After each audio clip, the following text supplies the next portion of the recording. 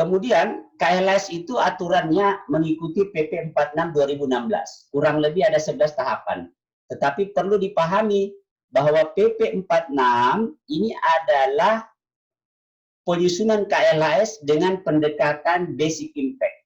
Jadi KLHS itu bisa dilaksanakan dengan pendekatan basic impact, bisa dilaksanakan dengan pendekatan strategi thinking seperti yang saya jelaskan tadi. Nah, PP 46 itu karena pendekatannya basic impact, maka dia ada muatan KRP di sini. Ada muatan KRP. Nah, kerangka pikirnya itu seperti ini. Jadi ada muatan KRP, kemudian identifikasi isu PB strategis, isu PB prioritas, analisis pengaruh, identifikasi muatan KRP di sini dibedah dengan 6 muatan, keluar alternatif, ada rekomendasi, penjamin kualitas, dokumentasi validasi. Nah, itu pendekatan KLHS dengan PP 46 2016 yang berbasis basic impact. Nah, bagaimana dengan Permendagri 7 2018? Nah, sebelum masuk ke sana, kita harus pahami bahwa dalam pelaksanaan KLHS itu ada 2 pendekatan yang bisa kita gunakan. Yang pertama adalah ex post dan ex ante. Nah, ex post itu artinya isu-isu KRP yang memiliki dampak pada lingkungan. Itu yang menjadi fokus kajiannya. Ini sejalan dengan Permendagri 67 tahun 2012. Jadi waktu yang lalu kita pakai ini. Dan ini juga sejalan dengan PP 46 dan Permen LH 69 tahun 2017. Nah, bagaimana dengan Permendagri 7? Permendagri 7 pendekatan yang digunakan adalah ex ante.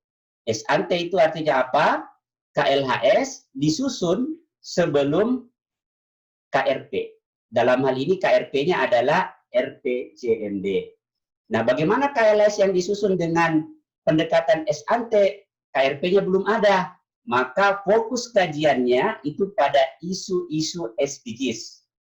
Fokusnya pada pencapaian target SDGs. Jadi SDGs itu luas. Tidak hanya berbicara lingkungan, tetapi berbicara juga ekonomi, sosial, hukum, dan tata kelola. Ya, artinya memang kajian KLHS dengan pendekatan Permendagri 7 ini lebih luas cakupannya karena kita berbicara dalam banyak pilar pembangunan. Nah, bagaimana tahapan pelaksanaan KLHS itu dengan Permendagri 7? Maka dia memiliki 2 tahapan. Tahap pembuatan dan tahap pemanfaatan. Nah, tahap pembuatan itu dimulai dari proses pengkajian. Jadi pengkajian ini kita akan lakukan misalnya kajian kondisi umum daerah, capaian indikator TPB, dan pembagian peran para pihak. Nah, yang sekarang kita sibuk kumpulkan data itu di sini, di capaian indikator TPB. Ini dulu yang perlu kita tahu. Nah, nanti setelah itu kita akan merumuskan skenario. Skenario apa yang akan kita rumuskan? Skenario pencapaian TPB. Nah, alternatif proyeksinya nanti bisa terkait dengan upaya tambahan dan tanpa upaya tambahan. Dari sini nanti kita rumuskan, proyeksikan apa isu strategisnya, apa permasalahannya, apa yang menjadi sasaran-sasaran strategisnya. Nah, jadi nanti setelah itu KLHS ini, setelah kita susun, kita harus melakukan evaluasi mandiri, namanya self-assessment atau penjaminan kualitas. Setelah itu kita dokumentasikan, baru kita validasi. Jadi KLHS RPJMD kita dengan pendekatan Permendagri 7 ini akan divalidasi. Divalidasi di provinsi. Berbeda dulu, yang penting dokumennya selesai saja, tidak perlu validasi. Tetapi tahun ini kita harus melakukan validasi, sehingga KLHS ini betul-betul harus kita laksanakan sesuai dengan aturan, sesuai dengan pedoman yang ada. Karena bila tidak, kita akan kesulitan pada saat divalidasi nanti. Nah, KLHS ini bukan hanya dibuat, tetapi juga dimanfaatkan. Nah, dimanfaatkan di dalam apa? Bisa RPJMPD, bisa juga RPJMD. Ya, jadi, saya perlu sampaikan ke Bapak Ibu bahwa KLHS ini salah satu dokumen yang menjadi pertimbangan di dalam RPJMD. Ya, banyak dokumen lain, ya, seperti ada juga dokumen tata ruang, ada dokumen SPM, ya, nah, ada dokumen-dokumen lain yang menjadi pertimbangan dalam penyusunan RPJMD. Termasuk salah satunya adalah KLHS. Nah, KLHS ini juga bisa digunakan untuk penyusunan RAD TPB, Rencana Aksi Daerah TPB. Nah, Bapak Ibu kan harus mengisi matriks RAD TPB. Saya kurang tahu kalau di daerah kita, apakah sudah menyusun RAD TPB. Nah, kalau belum, ini kesempatan yang baik untuk disinkronisasikan.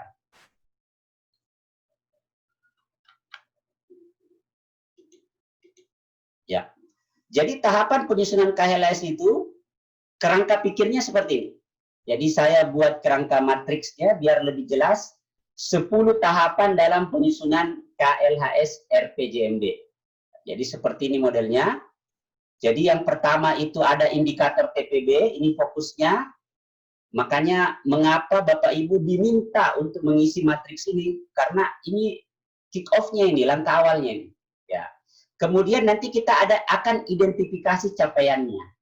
Nah, capaian TPB nantinya itu kita akan bagi dalam 4 kategori. Ya, 4 kategori, sehingga nanti kita bisa mengevaluasi sejauh mana capaian TPB kita di daerah. Sebagai bahan pertimbangan untuk penyusunan kebijakan ke depannya. Jadi, indikator TPB yang pertama itu kategori A. Nah, kapan itu dikatakan kategori A? Bila indikator TPB itu sudah dilaksanakan dan sudah mencapai target. Kemudian indikator TPB sudah dilaksanakan tapi belum mencapai target. Kemudian indikator TPB belum dilaksanakan dan belum mencapai target. C dan D itu indikator TPB yang belum ada data. Jadi semua indikator TPB yang Bapak Ibu kumpulkan nantinya itu akan diidentifikasi ke dalam 4 kategori. Nah, selanjutnya kita akan analisis LKPJ, ada program kegiatan yang terkait TPB, kita akan evaluasi, kemudian alokasi anggaran yang diperuntukkan untuk pencapaian TPB juga kita akan identifikasi. Nah, nanti di sini ada analisis kondisi umum daerah, kemudian peran para pihak, kemudian kita tampilkan bagaimana kondisi 6 muatannya, apa yang menjadi isu strategis dan permasalahan, apa yang menjadi sasaran strategis, alternatif, rekomendasi, dokumentasi, dan validasi. Jadi kurang lebih itu tahapan yang akan kita laksanakan dalam penyusunan KLHS RPJMD. Nah, ini matriks tahapannya mungkin ada 10 tahapan. Ya, bisa dilihat mulai dari BIMTEK. Jadi saya anggap kesempatan pertama ini adalah kesempatan BIMTEK. Jadi semacam kick off awal untuk pelaksanaan KLHS RPJMD. Kemudian yang kedua nanti kita identifikasi indikator SDGs, kita analisis kondisi umum daerah, kita analisis capaian TPB yang relevan, analisis peran para pihak, kita analisis skenario TPB-nya, alternatif, rekomendasi, integrasi, dan validasi. Oke, itulah kurang lebih 10 tahapan yang akan kita laksanakan dalam penyusunan KLHS RPJMD. Ya, nah, ini diatur dalam Permendagri 7, telah dijelaskan bahwa dalam hal rancangan teknokratik RPJMD sedang disusun, pembuatan KLHS RPJMD dilakukan bersamaan dengan penyusunan rancangan teknokratik. Nah, ini dasarnya ya, kita melaksanakan KLHS lebih awal dari sebelum pelantikan.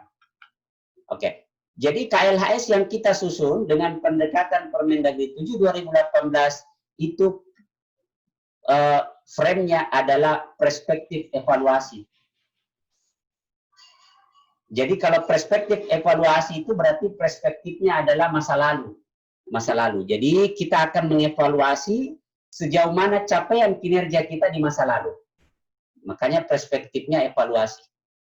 Nah, nanti kita akan menyusun ranual, itu perspektifnya masa akan datang. Ya, rencana. Nah, KLHS ini harus kita susun lebih awal, karena nanti 1 bulan setelah pelantikan, kepala daerah yang terpilih, itu akan dilakukan pembahasan rancangan awal RPJMD. Nah, pada saat pembahasan rancangan awal RPJMD, KLHS itu harus sudah masuk. Ya, sudah masuk dalam rancangan awal itu. Sehingga memang kita harus menelaah KLHS itu. Jadi kita harus sudah selesaikan KLHS itu. Karena kalau tahun depan baru selesai, nanti terlambat kita. Nah, sudah dikejar-kejar untuk pembahasan ranual, KLHS belum selesai-selesai. Nah, nanti Kalau itu terlambat, bisa membuat terlambat semua proses penyusunan RPJMD kita. Sementara penyusunan RPJMD itu kita hanya diberikan waktu itu 6 bulan. 6 bulan ya. Nah, kalau 6 bulan itu tidak selesai, itu nanti akan ada banyak konsekuensi secara administrasi dan keuangan bila RPJMD kita tidak selesai. Nah, bagaimana tahapan dari pelaksanaan KLAS itu? Kurang lebih ada ini tahapannya ya. Jadi ada tahapan kick off, pembuatan tim. Ya, saya kurang tahu apakah kita ini sudah membentuk tim Pokja.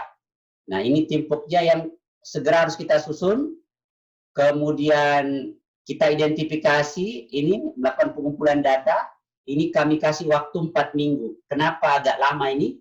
Karena yang paling berat atau paling lama dalam penyusunan KLAS RPJMD itu di ini pengumpulan datanya. Ya, karena kita tahulah bagaimana kesulitan mengumpulkan data, apalagi data yang mau kita kumpulkan itu 5 tahun yang lalu atau 4 tahun ke belakang. Nah, sehingga betul-betul memang kita harus fokus di sini. Setelah data terkumpul, kita akan analisis, kita akan konsultasi pabrikan, kita alternatif proyeksi, kita publik kedua lagi, kita buat laporan, kita jamin kualitas, kita dokumentasi, kita validasi. Kemudian nanti penelaan untuk masuk ke dokumen RPJMD. Total kami hitung-hitung ini nanti 19 minggu.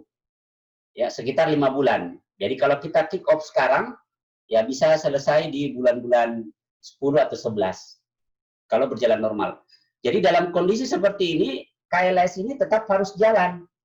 Mengapa tetap harus jalan? Karena kita nanti keburu waktu perencanaan yang tidak bisa kita lampaui. Jadi memang ada penundaan pilkada sampai bulan 12, tetapi bagaimanapun pilkada itu ditunda, tetap nanti kita akan menyusun juga perencanaan. Ya, sehingga KLAS ini tetap harus kita laksanakan. Nah, bagaimana kerangka pikir yang akan kita gunakan di dalam KLAS itu? Kerangka pikirnya begini. Ini ada capaian indikator TPB dari OPD, ini ada kondisi daya dukung dan daya tampung. Nah, pertemuan antara capaian TPB dengan daya dukung daya tampung, ini nanti ada permasalahan dari isu strategis. Kenapa bisa muncul permasalahan? Konsepnya seperti ini. Daya dukung kita itu kan tertekan lewat pembangunan. Tetapi meski daya dukung kita tertekan, itu akan tetap sustainable kalau capaian indikator SDGs, dalam hal ini capaian pembangunan kita meningkat. Ya, idealnya begitu. Nah, yang menjadi bermasalah kalau daya dukung kita tertekan, TPB juga tertekan, tidak tercapai. Berarti sumber daya alam kita sudah habis dimanfaatkan, hasil-hasil pembangunan tidak ada. Nah, di situ permasalahannya. Jadi, di sini konsepnya, jadi capaian indikator itu idealnya harusnya naik, meski daya dukung tertekan. Idealnya begini. Nah, yang menjadi bermasalah kalau capaian indikator TPB kita turun, daya dukung kita juga tertekan. Maka disitulah kemudian permasalahan itu muncul. Begitu.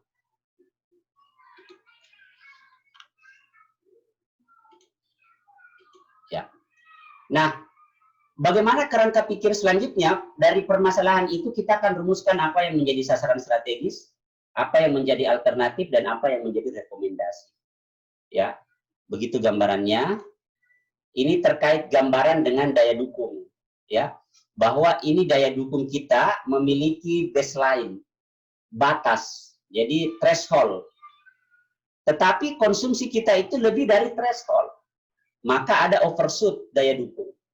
Nah, overshoot daya dukung ini perlu kita pertimbangkan, jangan sampai melampaui. Ini kita kasih contoh. Ini ada capaian TPB kita saat ini. Kondisinya di sini. Setelah kita proyeksikan, trennya itu hanya akan sampai di sini, di 2030. Ya.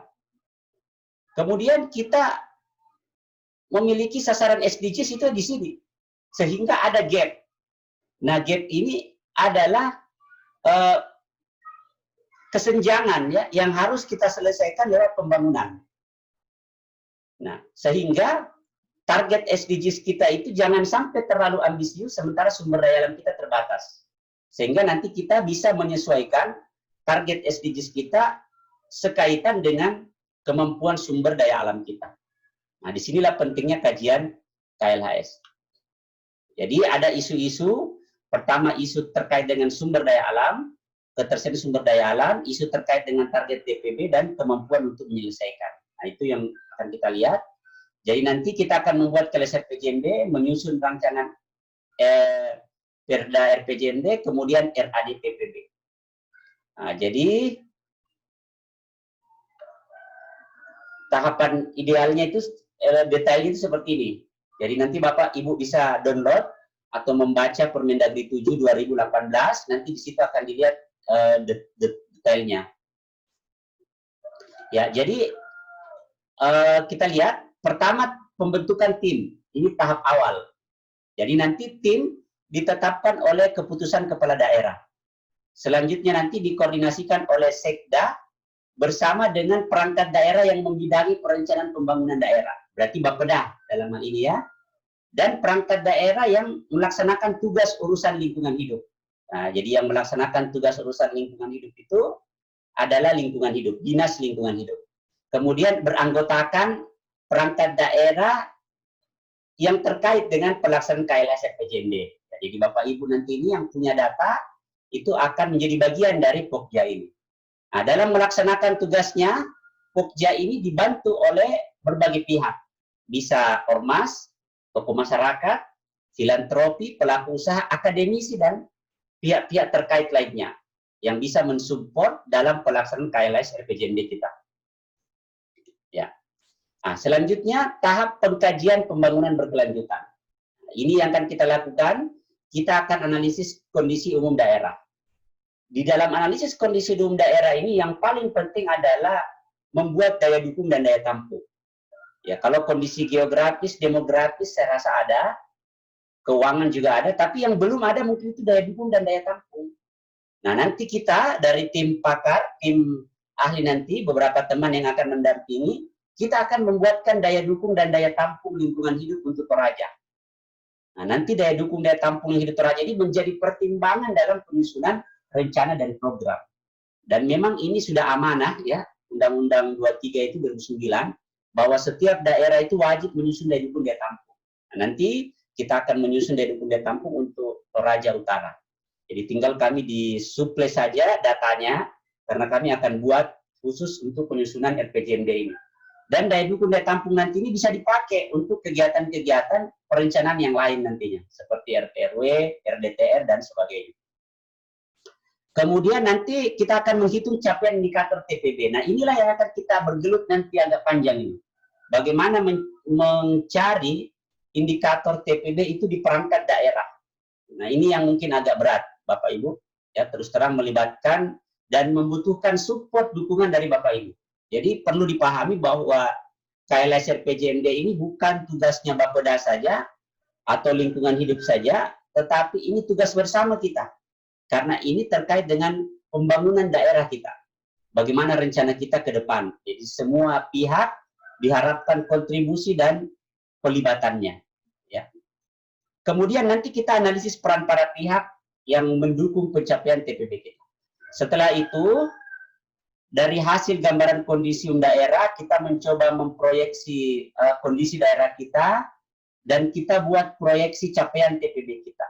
Jadi nanti capaian TPB yang Bapak Ibu kumpulkan itu akan kita proyeksikan 5 tahun ke depan, sesuai dengan periode RPJMD kita.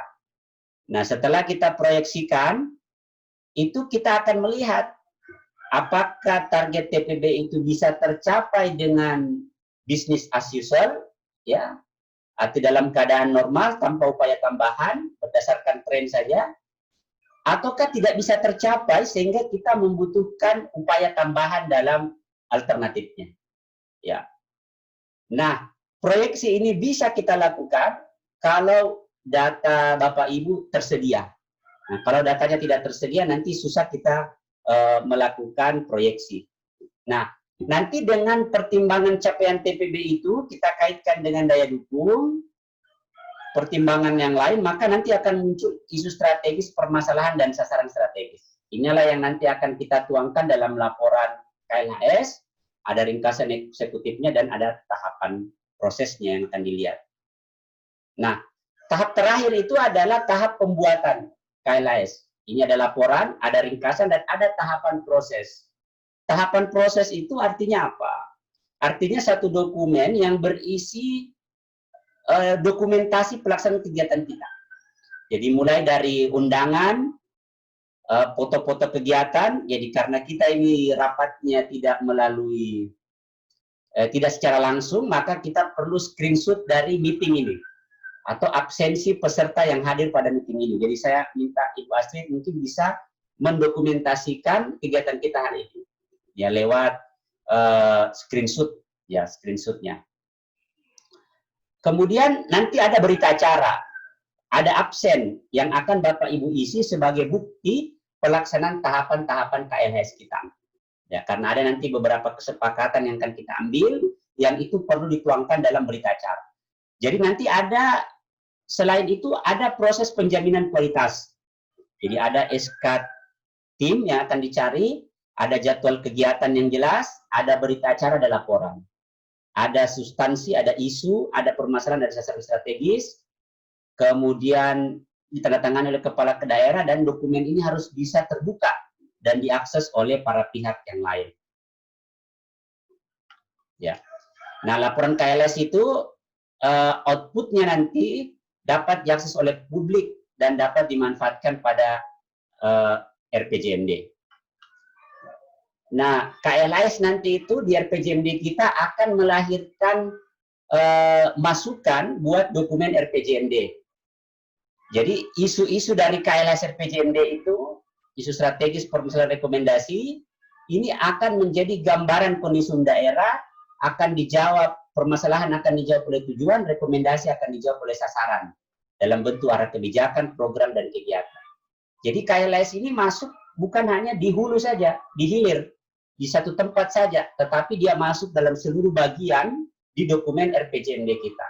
Maka KLAS ini posisinya menjadi sangat strategis dalam penyusunan KLAS RPJMD kita, karena dia mengisi bagian-bagian di dalam tahapan RPJMD itu sendiri.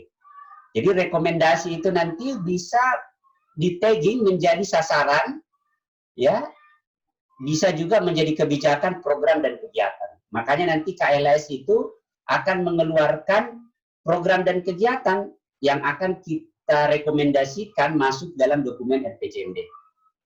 Ya. Nah, ini mungkin gambaran singkat terkait dengan tahapan proses KLAS RPJMD sesuai dengan Permendagri 7.